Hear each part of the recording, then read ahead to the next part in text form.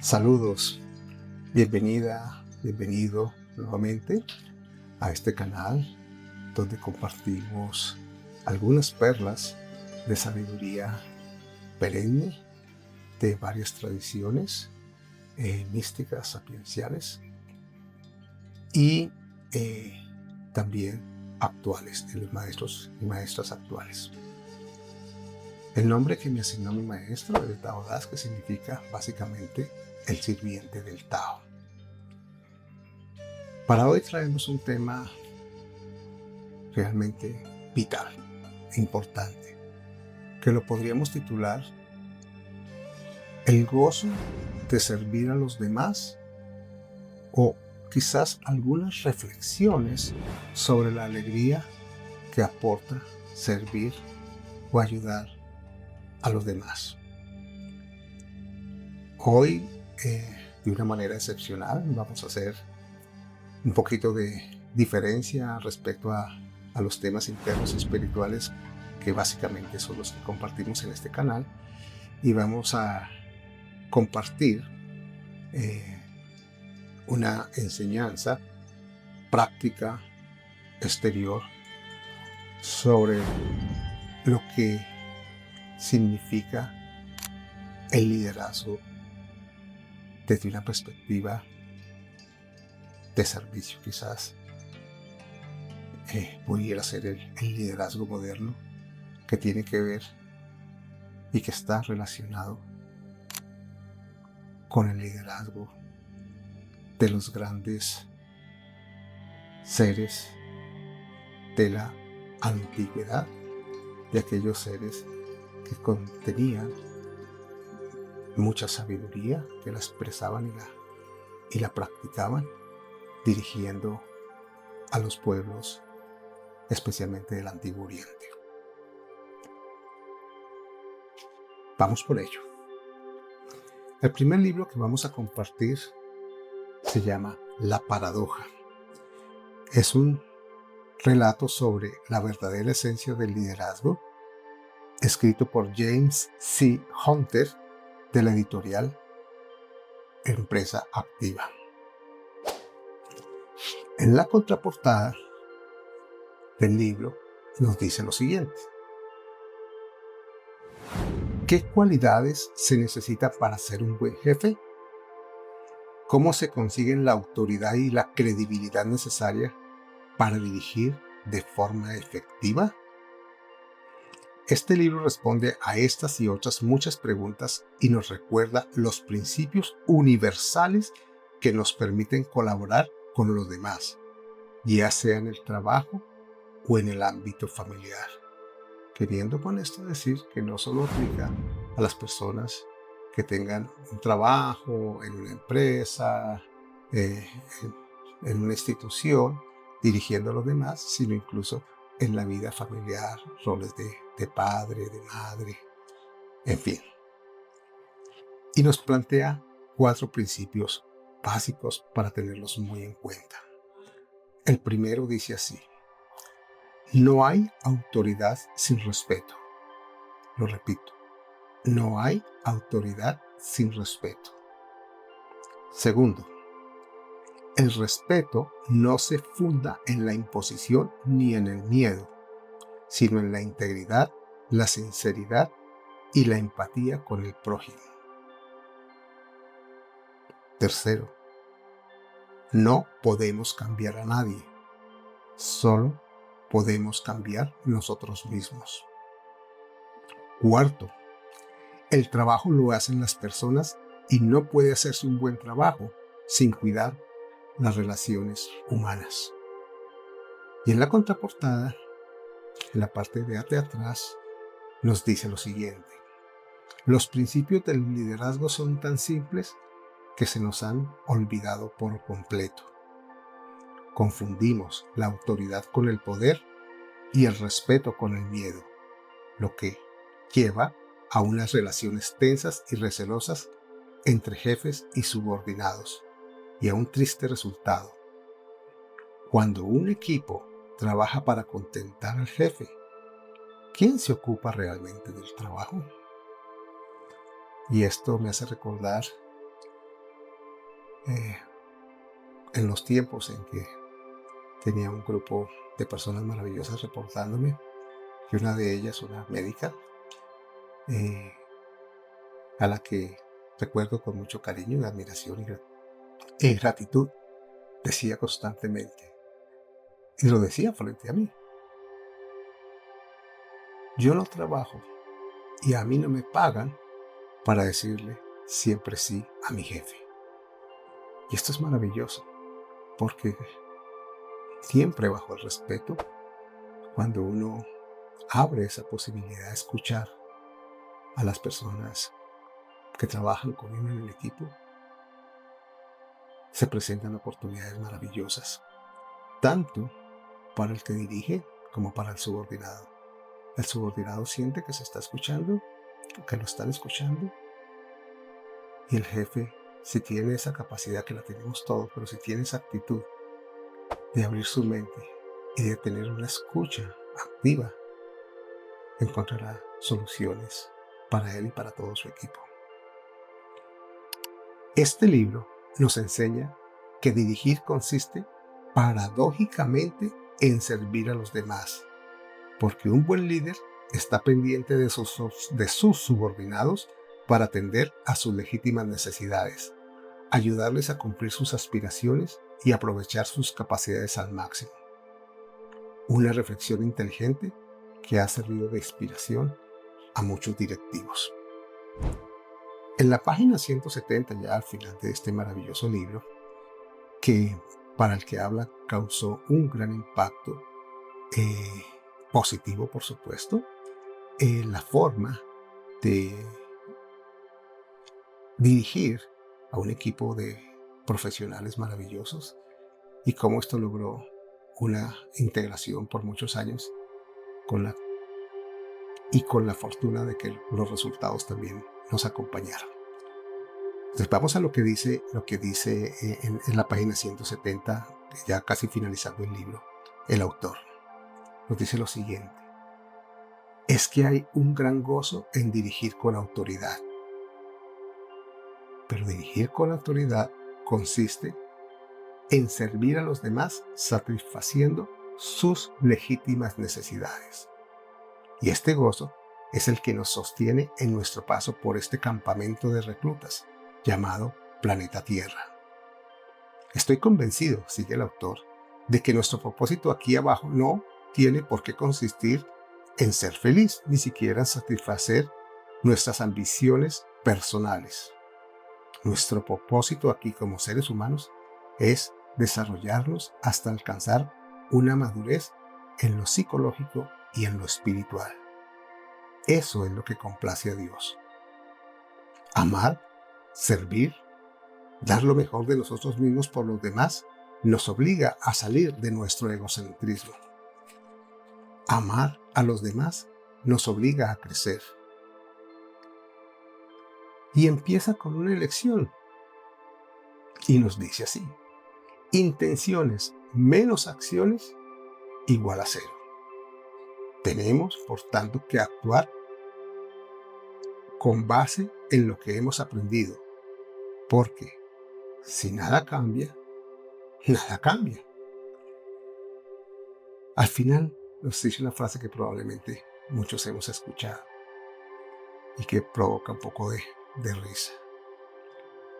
Hay que estar loco para seguir haciendo lo mismo y esperar resultados distintos. Como les digo, este libro, La Paradoja, para todas las personas que tienen un cargo de dirección en una empresa, en una familia, en una institución, en fin, y a nivel personal también. Tiene un impacto extremadamente grande cuando uno tiene el privilegio de leerlo con atención y ojalá con alguna persona que le pueda a uno ayudar a aclarar las dudas que se pudieran presentar. Y vamos a la segunda parte del video del gozo de servir a los demás, que quizás es la parte que a mí más me agrada, que más me interesa a la altura a la etapa de la vida en la que estoy, que es un poco el gozo de servir a los demás desde adentro, no tanto desde el intelecto, desde la actividad profesional que produce resultados, produce ganancias, en fin, sino un poco más ese gozo de servir desde el corazón profundo, en el cual se sirve sin esperar nada a cambio. Pero aquí, una muy querida amiga, que ya lo hemos mencionado esto en nuestros videos, me decía que esto era muy difícil, ¿no? Entonces quisiera entrar en contexto. Cuando decimos servir a los demás sin esperar nada a cambio, no significa que si tú me contratas, por ejemplo, para hacer un trabajo determinado, limpiar tu casa, eh, arreglar el coche, el auto, qué sé yo, si me contratas para algo, y esa sea mi profesión o oficio, yo no deba esperar una compensación, porque en el mundo material transaccional eh, eso se necesita. Yo trabajo, aporto, sobre todo cuando ese es mi oficio, de eso depende la supervivencia, no solo mía, sino de mi familia, pues lo ideal es tener una retribución justa. Cuando hablamos del servir sin esperar nada a cambio, es mucho más allá de una simple transacción comercial. Entonces, aclarando esto, vamos a compartir de este maravilloso libro titulado Ananda Mayima, Palabras de la Madre, editado por Ediciones Advaita Vidya, con el prólogo de mi maestro Swami Satyananda Sarasvati. Solo vamos a compartir algo muy breve porque es un libro al que le tengo mucho respeto, mucha devoción, y de verdad no me siento con el derecho ni siquiera de comentarlo. Simplemente voy a compartir un verso eh, relacionado con el servicio que me ha tocado cada vez que lo leo. Realmente me genera una gran emoción y toca muchas de mis fibras. Para quienes no están familiarizados con Ananda Mayima, ella también se conocía la conocían como Mataji o como la madre. Y en la carátula, al respaldo de la carátula, hay un brevísimo comentario sobre Ananda Mayima que se los voy a compartir. Ananda Mayima, desde su nacimiento, vivió establecida en un estado de dicha y plenitud permanente. Su vida fue un ejemplo de entrega e inspiración constante para que todos reconocieran la infinitud en su corazón. Sin ninguna volición personal, acompañó y guió a miles de personas en su camino espiritual. Ma es una de las maestras más destacadas del hinduismo contemporáneo. Su enseñanza, llena de determinación y confianza en la divinidad, transmite un fuego de gran belleza y poder. En la introducción, hecha por Swami Satyananda Sarasvati, Swamiji nos dice: Om. Quien haya visto a la Madre, aunque solo sea una vez, no puede dudar de que Ananda, la felicidad suprema, es una realidad. Ciertamente en su presencia se siente algo, como una dicha pura y única, una felicidad superior. Swami nos comparte esto de un libro llamado Madre Ananda Mayima, una gran mística. Probablemente cuando leemos textos del hinduismo, hay muchas palabras en sánscrito que son difíciles de traducir porque una palabra puede tener muchos significados, pero es un poco complejo y por respeto voy a a mantener las palabras y quizás me voy a atrever a hacer una pequeña explicación muy breve de lo que puede significar esa palabra en sánscrito, aunque reconozco que no soy un experto en sánscrito, solamente un pequeño, un humilde aprendiz. Página 123, el verso 17. Ananda Mayima nos comparte lo siguiente. Del mismo modo que en una casa no puede construirse sin una base sólida, si no has pasado por el ashrama de Brahmacharya, no podrás cumplir con las normas del resto de ashramas tal y como deberías hacerlo. Un ashram, cuando dice ashrama, un ashram es un lugar, digamos, sagrado, donde hay un guru, un maestro espiritual muy elevado. Hay personas que se dedican a vivir allí como discípulos, en silencio, en contemplación, en seva o trabajo, dana, seva. Y Brahmacharya es la vida, digamos, del padre de familia, del que tiene como destino una vida familiar y no una vida de monje o asceta. Sigue Ananda Mayima compartiéndonos. Fíjense esto tan importante. Ashrama significa ausencia de esfuerzo y de trabajo duro. Ashrama, o sea, las normas del ashram son sin esfuerzo y trabajo duro, con la única excepción de la divinidad. Todo lo demás conlleva esfuerzo y trabajo duro. ¿Qué significa? Cuando realmente de corazón hago este trabajo interior, no es ni un esfuerzo ni un trabajo duro.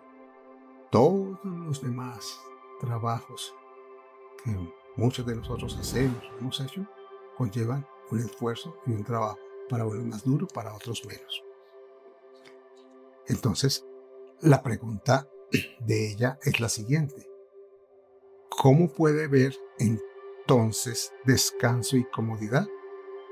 Dice, si vives en el ashrama, o sea, con ausencia de esfuerzo y trabajo duro, sirves a lo supremo en todo. Esta es la auténtica vida de un ashrama. Sirve al Supremo en tu esposo. Sirve a tu hijo como si fueras el niño Krishna. Sirve a tu esposa como si se te tratase de un rayo de Mahamaya. Es como el nombre de una Mahamaya, es como el nombre de una Devi, de una divinidad femenina. Sois vosotros los que decís, donde quiera que esté un gran hombre, allí está la divinidad masculina, y donde quiera que esté una mujer, allí está Gauri, la divinidad femenina. Lo repito, algo que debe ir muy adentro de nosotros, no solamente como conocimiento, sino para poderlo incorporar en nuestra vida cotidiana.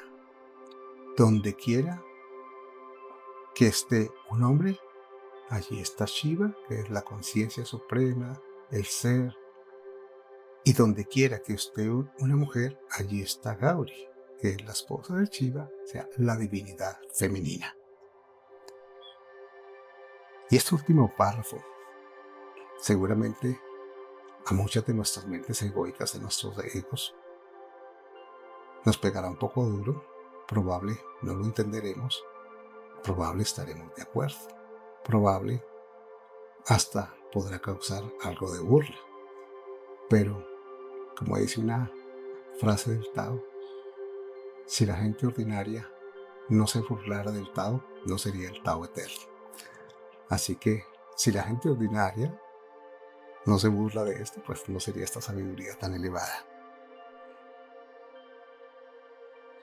Mucha atención con presencia a lo que vamos a compartir ahora.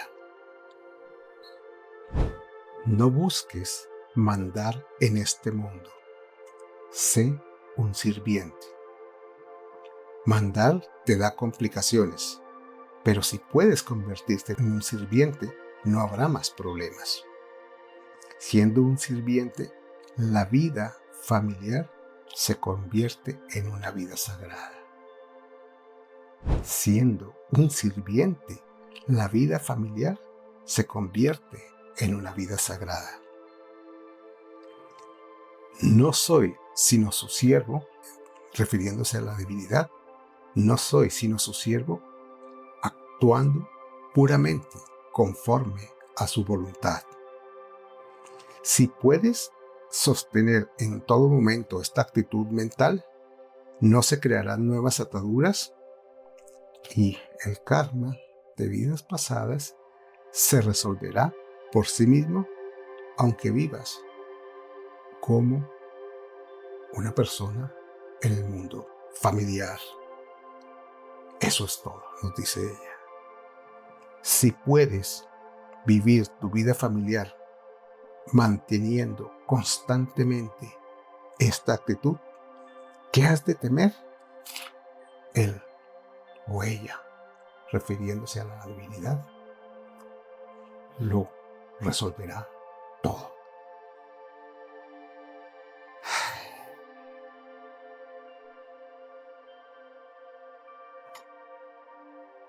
Un poco mis reflexiones al respecto del servir, del servicio. ¿Qué significa servir? De una manera un poco más práctica, no más concreta. Servir a los demás implica ponernos a disposición con nuestro tiempo, capacidades y recursos para mejorar la vida de los demás.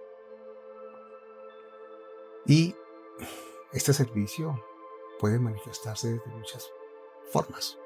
Alguien puede decir, bueno, no tengo el dinero suficiente para apoyar a esta causa, no tengo las posibilidades físicas para moverme, para ir a alguna parte, hacer algún trabajo social, humanitario. Pero hay cosas muy simples. Por ejemplo, como es simplemente escuchar a un amigo, una persona conocida en momentos difíciles, participar en actividades de voluntariado. El acto de servir va mucho, mucho más allá de la obligación. ¿Por qué? Porque es una elección consciente que nace del deseo de contribuir positivamente al mundo. Aquí hay algo muy importante desde el punto de vista de las palabras que solamente indican algo, o de la intención, que también es buena, pero aquí hay una invitación muy grande y es a practicarlo, porque el gozo que se experimenta al servir proviene de la conexión humana y del sentido de propósito que ésta genera. Muchos estudios han demostrado que las personas que ayudan a otros de una manera altruista, sin esperar nada a cambio, suelen experimentar niveles más altos de felicidad y de satisfacción vital.